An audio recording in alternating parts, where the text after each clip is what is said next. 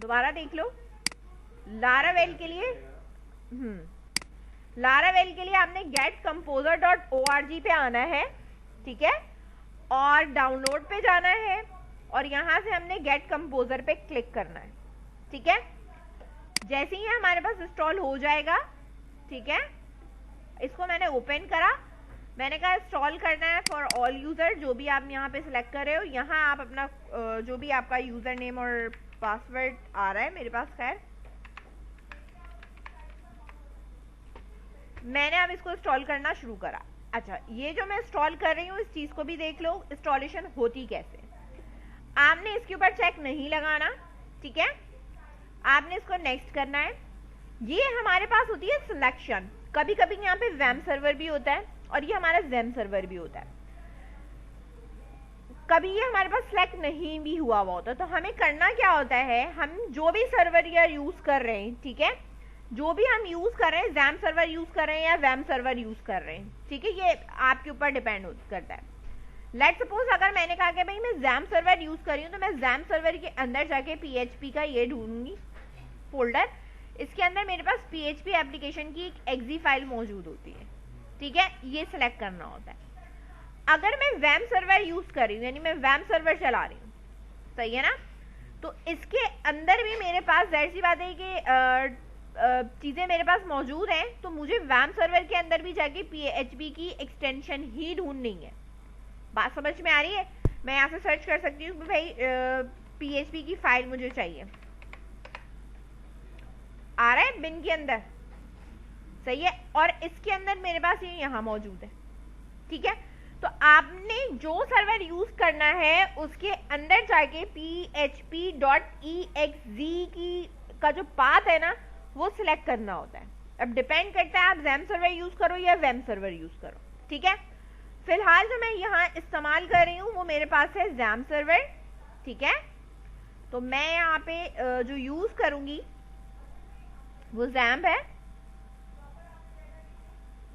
PHP, ये वाला, सही है।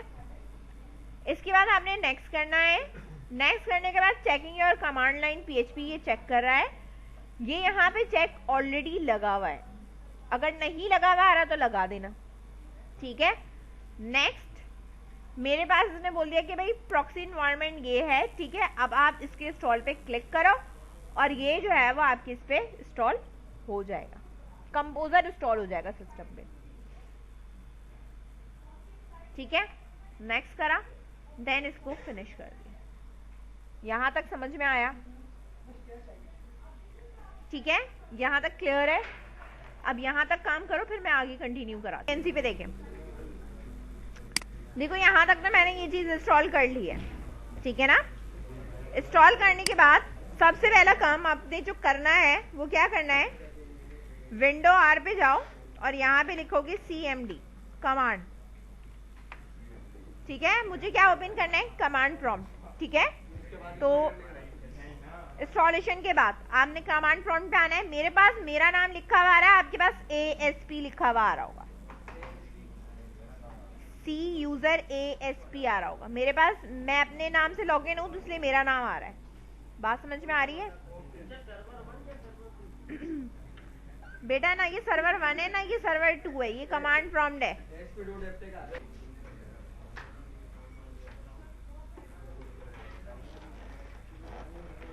अब देखो इसके बाद हमें करना क्या है, क्योंकि हमारे पास इंस्टॉलेशन हमने जो करी है वो डायरेक्टली हमारे पास C में जाके इंस्टॉलेशन हो रही होती है। तो सबसे पहले तो भाई जाहिर सी बात है मैं डायरेक्टली C प्रॉम्प्ट पे आऊंगी ना, मुझे यूजर में जाना है ना किसी नाम पे जाना है, क्योंकि मैंने ऑल यूजर के लिए किया था। तो चेंज डायरेक्टरी के लिए आप क्या लिखते हो, CD डबल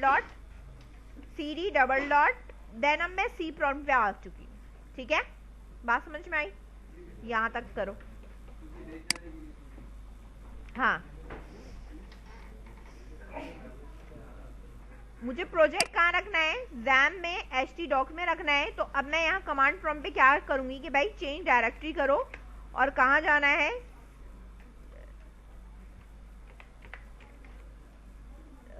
ज़ैम सर्वर हमारे पास जो भी है, ठीक है। मैंने यहाँ पे ये दिखा दिया कि भाई ज़ैम के बाद हमारे पास क्या है, htdocs है। तो यहाँ हमने स्लैश लगाया और लिख दिया htdocs, एक साथ हम लिख सकते हैं स्लैश लगा लगा के, तो वो डायरेक्टली चला जाता है, वरना बार बार मुझे CD लिखनी पड़ेगी। CD एग्जाम पे जाऊं, फिर उसके बाद मैं लिखूंगी CD HTDoc पे जाऊं, तो मैं डायरेक्टली एक लाइन पे लिख रही हूँ और अब मैं यहाँ पे मूव कर चुकी हूँ। बात समझ में आ रही है?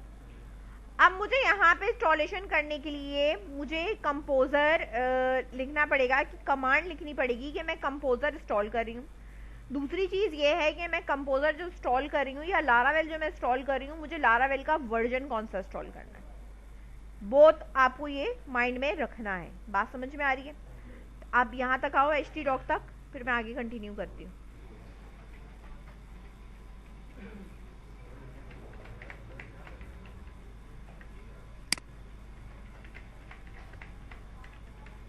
कंपोजर, क्रिएट प्रोजेक्ट, ठीक है, प्रिफर्ड डिस्क,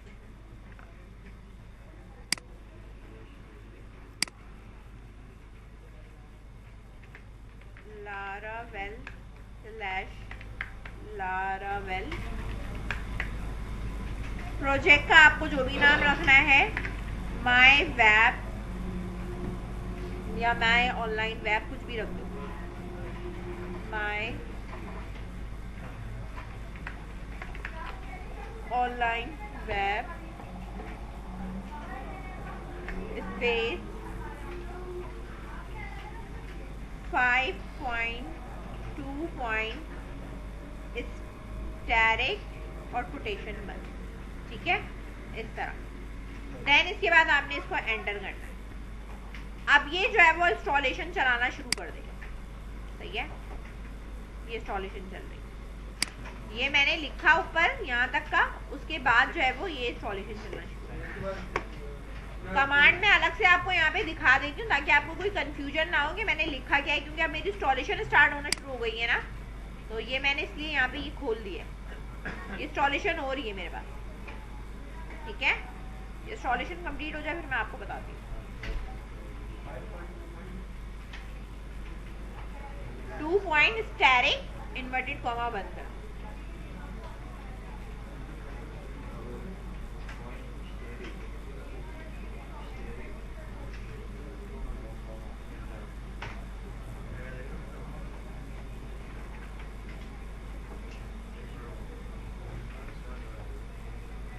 मेरे पास यहाँ इंस्टॉलेशन हो गई, सब कुछ हो गया। अब मैं यहाँ अपने बैक पे फोल्डर पे आ रही हूँ। बैक फोल्डर के ऊपर जब मैं HTDoc के अंदर देखूंगी तो मेरे पास माय ऑनलाइन वेब के नाम से एक फोल्डर बना हुआ आ रहा है बना हुआ, ठीक है। आपने जो नाम रखा होगा उस नाम से आपका फोल्डर आ रहा होगा। जब मैं इस फोल्डर को खोलूंगी तो इस फोल्डर के ऊपर बहुत सारे जो है वो फाइल्स एंड देन फोल्डर्स, और फोल्डर्स के अंदर उनकी फाइल्स, बहुत सारी चीजें जो है वो आपको यहाँ पे नजर आएंगी, ठीक है। ये बेसिकली क्या है, इसने लारावेल का एक एम्प्टी प्रोजेक्ट क्रिएट करके दिया है और कुछ बिल्ट इन फाइल्स जो हैं वो उसने यहाँ पे क्रिएट कर दी। जैसे कि हम MVC का प्रोजेक्ट क्रिएट करते थे तो उसके साथ उसकी कुछ लाइब्रेरीज, कुछ फाइल्स क्रिएट होती थी ऑटोमेटिकली, या हम कोई भी प्रोजेक्ट क्रिएट करते थे तो हमारे पास कुछ बाय डिफॉल्ट चीजें क्रिएट होती, तो ये भी बाय डिफॉल्ट जो चीजें हैं वो क्रिएट हो गया। अब रहा सवाल ये कि मैं इसको खोलूं किस पे।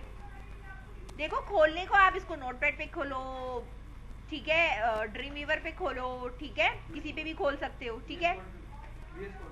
VS कोड पे खोलेंगे, ठीक है। VS कोड पे खोलने का फायदा ये होता है कि मेरा पूरा फोल्डर साइड में खुल जाता है, मैं आराम से फाइल्स पे नेविगेट कर सकती हूँ, ठीक है। और अगर मैं ड्रीम वीवर पे खोलती हूँ तो मुझे बार बार एक पेज करके खोलना पड़ेगा, ठीक है, तो प्रॉब्लम होती है। तो आपके ऊपर डिपेंड करता है कि भाई आपको जो है वो फैसिलिटीज किस पे। तो फैसिलिटीज जो हमारे लिहाज से है वो हम यही कहेंगे कि हमारे पास जो VS कोड है यानी विजुअल स्टूडियो कोड है, हम उसके ऊपर खोलेंगे, ठीक है। तो सबसे पहला काम हमें ये काम करना है कि हमने विजुअल स्टूडियो कोड अपना ओपन कर लेना है, और ओपन करने के बाद हमें क्या करना है ये मैं आपको आगे बताती हूँ।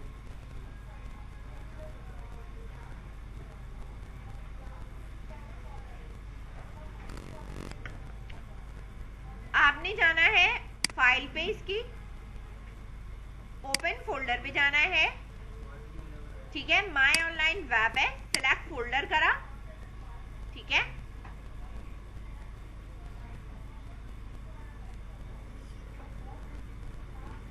यहाँ पे मेरा सारा का सारा काम जो है वो जितना भी उसने क्रिएट किया था वो सारा यहाँ पे आ गया।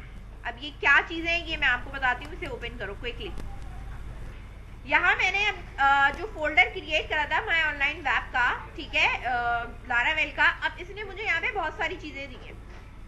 पहली चीज हमारे पास यहाँ पे एक ऐप का फोल्डर है। इस ऐप के फोल्डर के अंदर मेरे पास एक कंसोल है, इवेंट है, एक्सेप्शन है, HTTP है, जॉब है, लिस्नर है, पॉलिसीज है और प्रोवाइडर है, और एक user.php है जो बाय डिफॉल्ट है। अब ये user.php बेसिकली है क्या?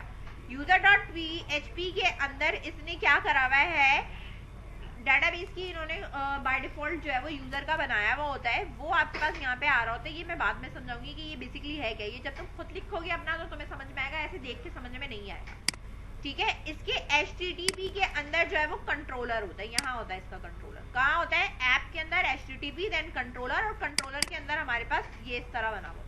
अभी लिखा हुआ कुछ नहीं है इसके अंदर क्योंकि हमारे पास कोई काम नहीं हुआ, सही है। दूसरी चीज यहाँ पे हमारे पास होती है, इसी पे आप नीचे आओ, ऐप के अंदर मैंने बता दिया कंट्रोलर होता है, ठीक है। यहाँ हमारे पास होती है रिसोर्सेज। रिसोर्सेज के अंदर मैं आऊंगी, ये रहा व्यू, ठीक है। और व्यू के अंदर अगर आप यहाँ देखो तो हमारे पास ये लिखा हुआ welcome.blade.php लिखा हुआ है। जब मैं यहाँ आऊंगी तो मुझे ये मेरा पेज नजर आ रहा होगा, आ रहा है नजर पेज। अब ये पेज डिस्प्ले कैसे होगा, क्या करना है, ये मैं बताती हूँ, ठीक है। ये रिसोर्सेज के अंदर जाकर व्यू में यहां मिलेगा, ठीक है। अब ये पेज चलाने के लिए हमारे पास जिस तरह MVC के अंदर एक राउट कॉन्फ़िग की फाइल होती थी जो ये बताता था इस कंट्रोलर पे जाओ और इसका ये वाला मेथड चला दो, इसी तरीके से इसके अंदर भी राउट होता है जो कि डिफाइन कर रहा होता है कि उसे कौन सा पेज पहले चलाना है। राउट हमें कहाँ मिलेगा? इधर ही मिलेगा। ऐप पे अगर आप जाओगे तो ऐप के अंदर डायरेक्टली मिल रहा होगा routes.php। इसके अंदर लिखा हुआ है कि जैसे ही URL पे अगर जो आपका लोकल होस्ट करके हम लिखेंगे और स्लैश लगाएंगे ना, तो ये सबसे पहला पेज कौन सा खोलेगा? वेलकम।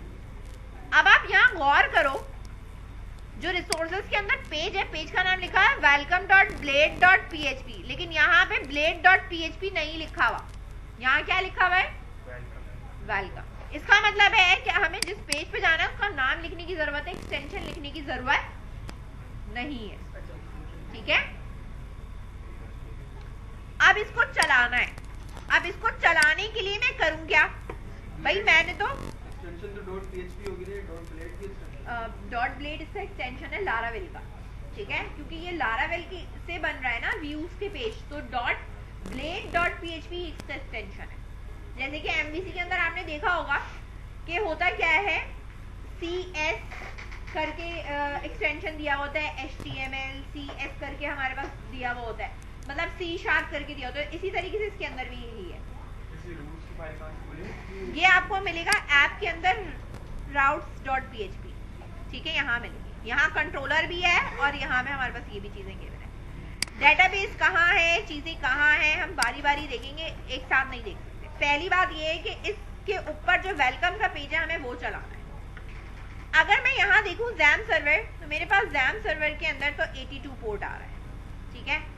आप नॉर्मली जैसे ब्राउजर पे जाते हो, लोकल 82 पोर्ट और करके आप चलाते हो, वो तो अलग ही कॉन्सेप्ट है चलाने का ना, लेकिन ये ऐसे नहीं चलती है, ठीक है। कि मैं जाके अपना फोल्डर देखना शुरू करूँ कि भाई मुझे जो पेज चलाना है वो मेरे पास जो है वो रिसोर्सेज के अंदर जाके, व्यूज के अंदर जाके ये वाला पेज है, तो मैं ये पूरा पाथ उठा के जो है वो लोकल होस्ट 82 के आगे लिख दूँ, नहीं, ऐसे नहीं चलाना है, ठीक है।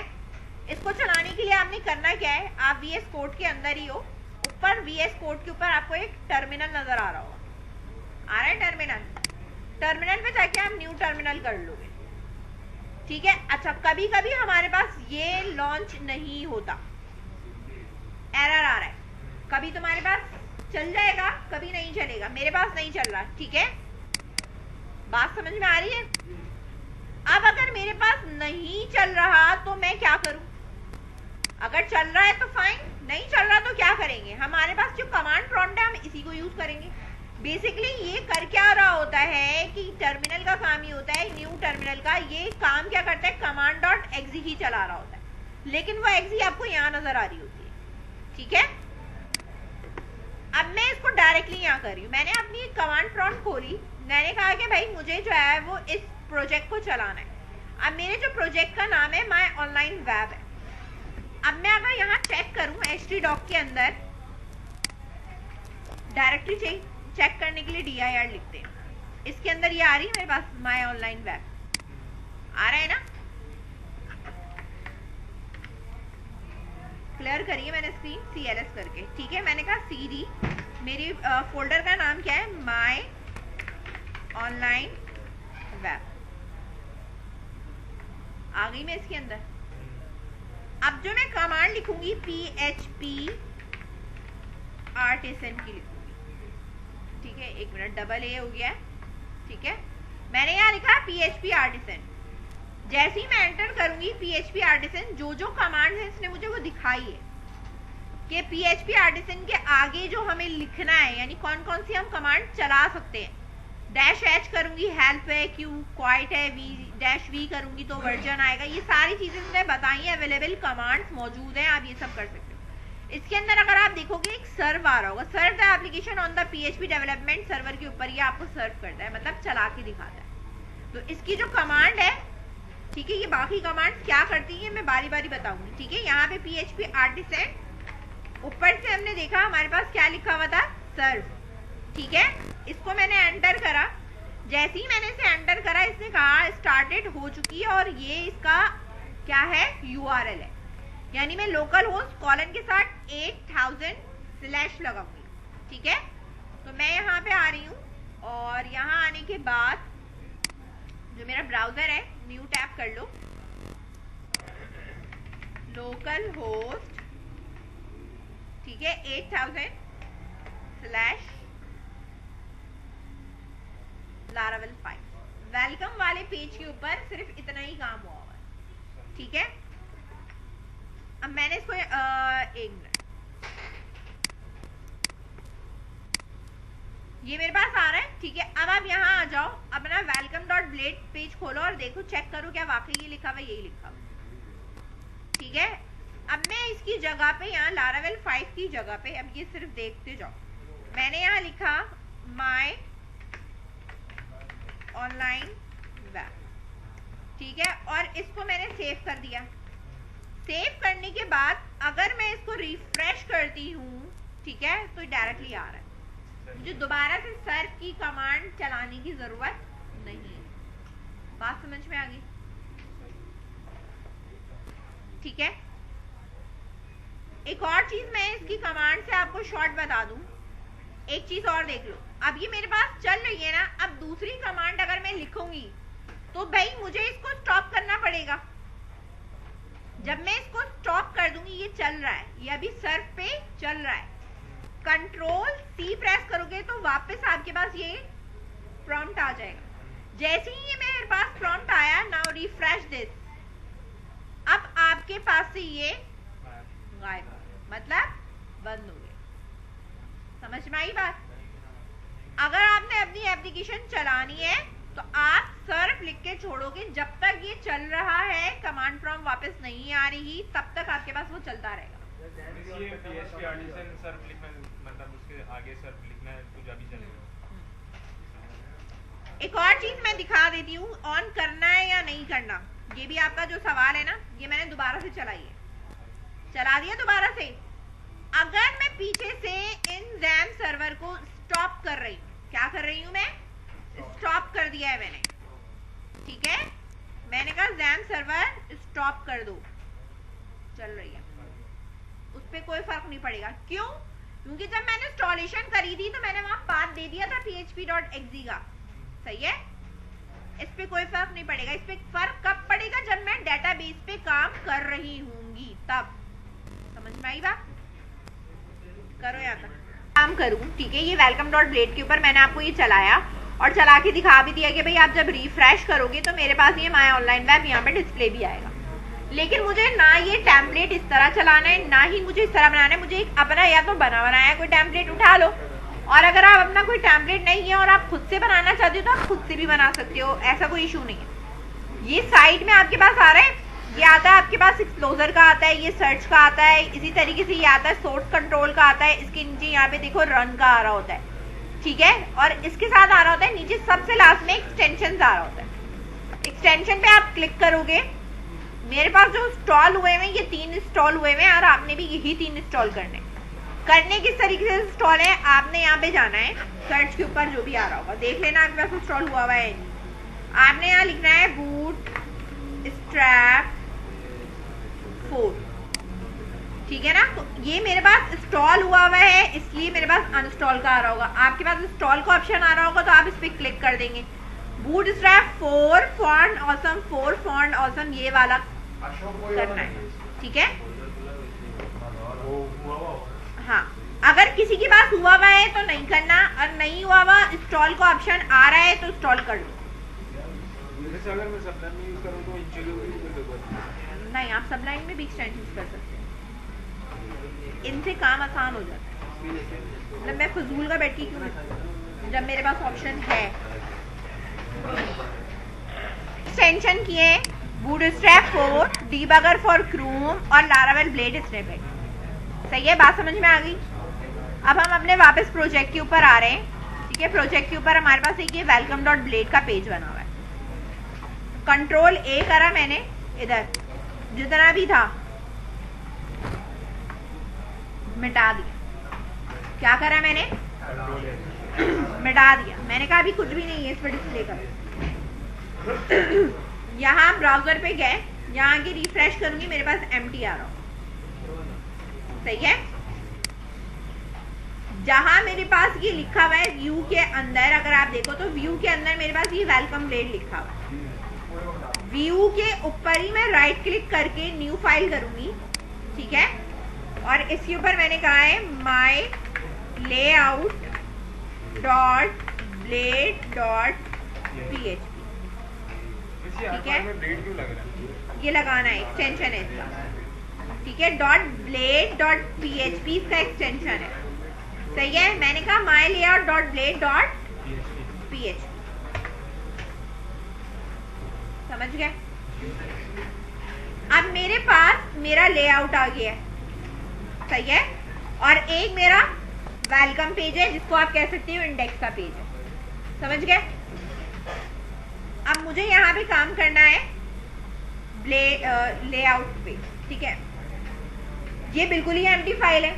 अब क्या मैं बैठ के HTML5 और इन चीजों का कोड करूंगी? नहीं, मैं क्या लिखूंगी यहाँ पे HTML, ये आ रहा है :5 आ रहा है लिखा हुआ।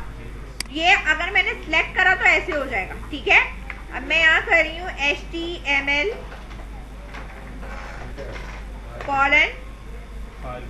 ठीक है। टैब प्रेस करा, ये आ जाएगा। उसको सिलेक्ट कर कर टैब प्रेस करा, मेरे पास HTML5 का कोड आ गया। बात समझ में आई? दोबारा से करके दिखाऊं? कर लोगे? वापस करूं? आपने यहाँ एम्प्टी केस पे लिखा HTML:5, ये सिलेक्शन हो गई। कीबोर्ड से टैब का बटन 2 दफा प्रेस करोगे, ऑटो कोड कर देगा, सही है।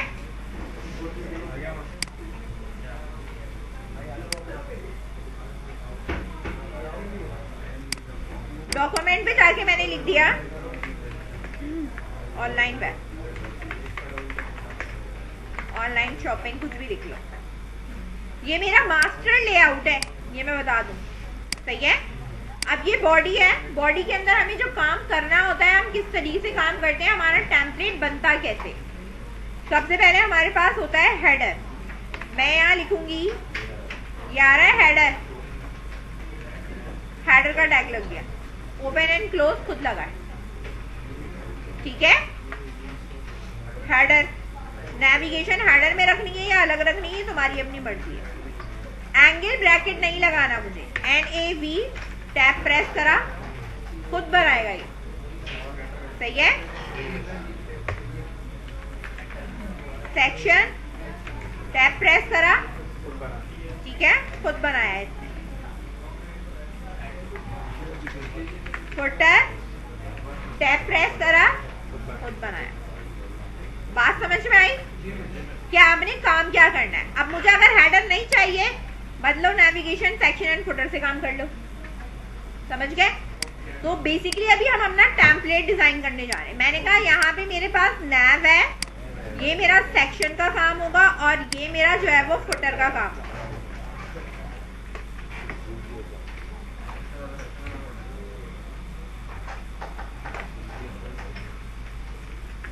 कमेंट लिखते हैं ना हम यहाँ पे, फुटर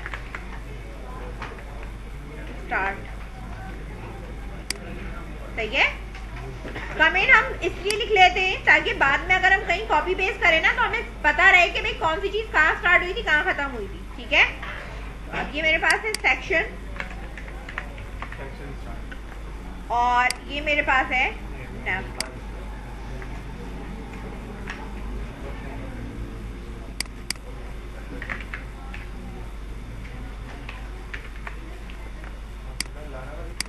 ना यहाँ देखो नैव बार है ना मेरे पास, ये नैव बार है।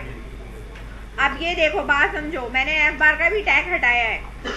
मैंने यहाँ लिखा नैव, ठीक है। अगर मैं डबल टैप प्रेस करूंगी ओपन एंड क्लोज टैग आ जाएगा। अब आप इसके नीचे की तरफ मूव करो, यहाँ आ रहा होगा एक नैव बार डिफॉल्ट, ये मैंने सिलेक्ट करा, नैव बार डिफॉल्ट की कोड आ गई।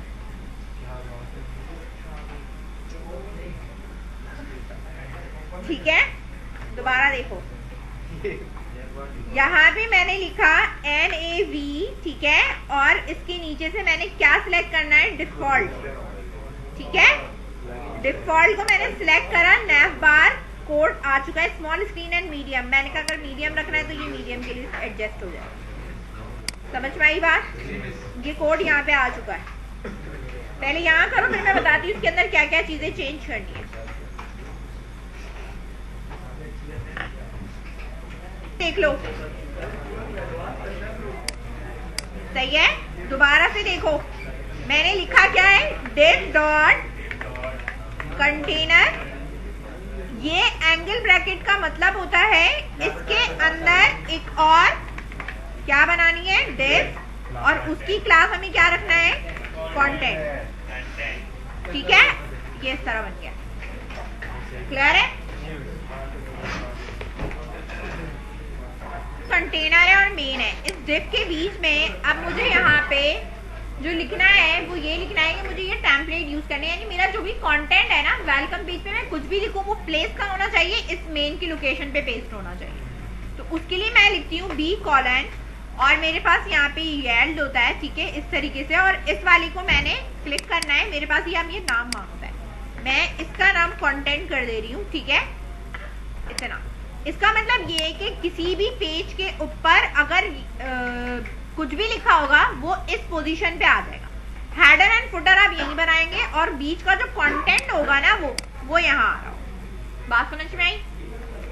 करूँ इसे यहाँ तक, फिर मैं बताती हूँ। लारावेल की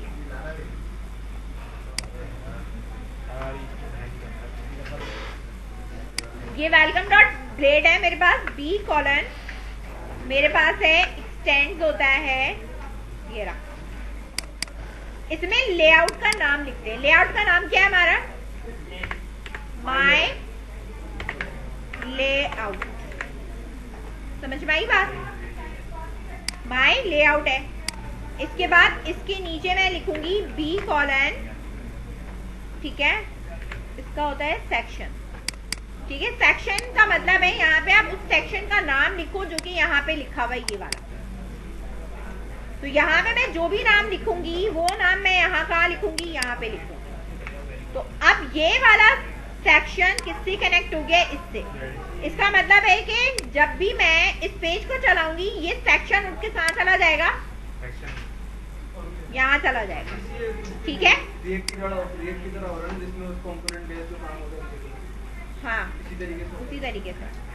अब यहाँ पे मैंने अब इधर अब मैं यहाँ हेडिंग 3 दे रही हूँ, और हेडिंग 3 में मैंने लिखा my web page with layout. ठीक है, ये मैंने लिख दिया। सेव कर दिया, कमांड पे मैंने जाके चेक करा, ये मेरा पीछे बैक सर्च चल रहा है, ठीक है। और यहाँ आने के बाद मैं अब रिफ्रेश करूंगी तो मेरे पास देखो अभी ये चीजें आ रही हैं, लेकिन अभी ये मेरे पास प्रॉपर नहीं आ रहा, ठीक है। इसका मतलब है कि कोई फाइल या कुछ ऐसी चीज है जो मेरे पास मिसिंग है, जो कि इसने मुझे सही चला के नहीं दिया, लेकिन मेरे पास वो चीजें आ रही हैं, ठीक है।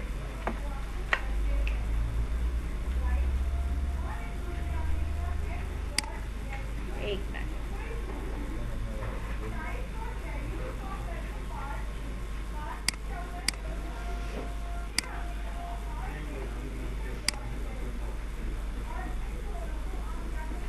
नेट चल भी रहा है या नहीं, ठीक है। इसको मैं सेट कराती हूँ, नैफ बार की चीजें, ठीक है। और बूट स्ट्रैप का इशू है, कुछ नहीं है। अच्छा हाँ, हमने यहाँ पे बूट स्ट्रैप यूज नहीं करी है, कि जो हमारे पास जो फाइलें हैं ना वो हमने यूज नहीं करी है, ठीक है। तो लेआउट के अंदर हमें जब बूट स्ट्रैप यूज करना है तो मैं यहाँ पे बूट स्ट्रैप के लिए हमें यहाँ पे 1 मिनट, हाँ, दरअसल मैंने HTML5 के लिए बनाया था ना। अब इस चीज को समझो, ये जो बॉडी के अंदर जितना भी काम है ना, मैंने इसको करा कट करा है, और मैंने अब इस वाले को यहाँ से ऊपर से मिटाया, और मैं अब यहाँ लिख सकती हूँ बूटस्ट्रैप B4, ठीक है। और इसको हमने यहाँ पे 1 मिनट, HTML5 है और हमारे पास आता है बूटस्ट्रैप 4।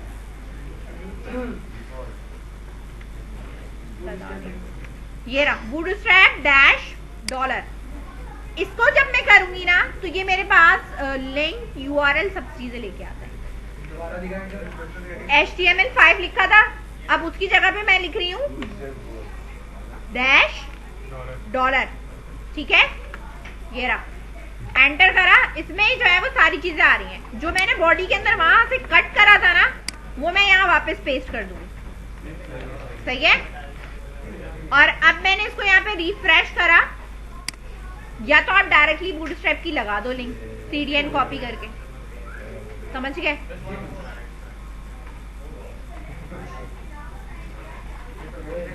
इधर देखो, Ctrl+Z करके दिखा रही हूँ। बाय डिफॉल्ट देखो मेरे पास ये वाला काम था HTML5 वाला, ठीक है। तो मैंने कहा कि भाई मुझे HTML5 से अगर मैं काम कर रही हूँ तो जाहिर सी बात है कि मेरे पास जो है वो CDN का कोई लिंक नहीं है, या तो मैं अपने स्टाइल के अंदर यहाँ पे CDN का लिंक और नीचे स्क्रिप्ट वगैरह ऐड कर दूँ। और अगर मुझे जल्दी ही काम करना है कि भाई कौन नेट से जाए, कॉपी करे, पेस्ट करे, बेटर ये बॉडी के अंदर जितना भी मैंने काम करा था उसको मैंने कट करा और इस टेम्पलेट को हटा दिया HTML5 वाले को, और मैंने बूटस्ट्रैप 4 $, लगाया और टैब प्रेस कर दिया। अब इसने मुझे टेम्पलेट दे दिया बूटस्ट्रैप 4 का। अब जो भी मैंने काम कट करा था बॉडी के अंदर वो मैंने वापस बॉडी में लाके पेस्ट कर दिया, और इसको मैंने सेव करा। अब ब्राउजर पे जाके मैंने रिफ्रेश करा तो मेरा डिस्प्ले आ गया, ठीक है।